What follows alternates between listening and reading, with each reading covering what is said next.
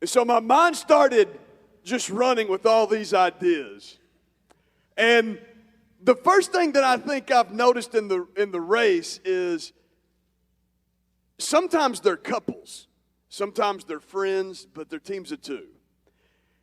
And if you're in a relationship or you've been married for more than maybe 5 minutes, like I just did a wedding last night, and they probably haven't had this yet because they're probably just now on their way to their honeymoon.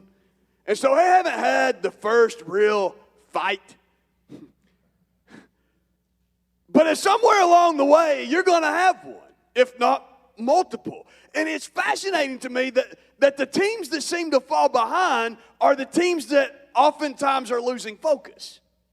And they begin to fight.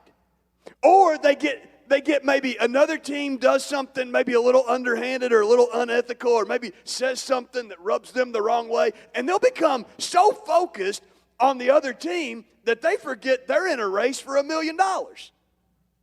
And as a matter of fact, sometimes it's fascinating to me. I told Brandy, I said, like, some of these people actually talk about quitting.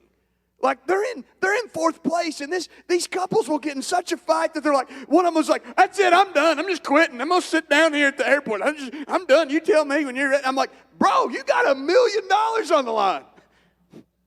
Like, you can't suck up your pride for 5 minutes and get on an airplane? Like, seriously? $1 million? That's a lot of money. It is to me anyway.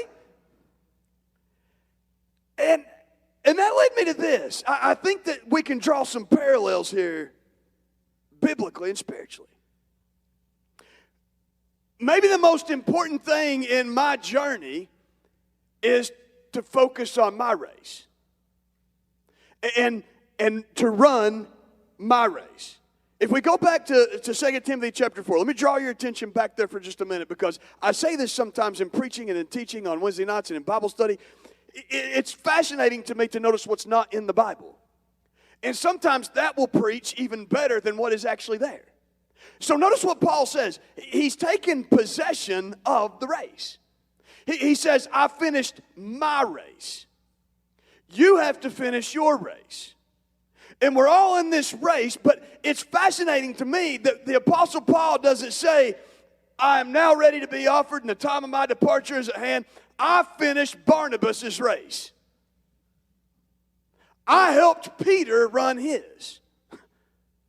I'm going to help John Mark finish his race. No, Paul was focused. He said, I finished my race.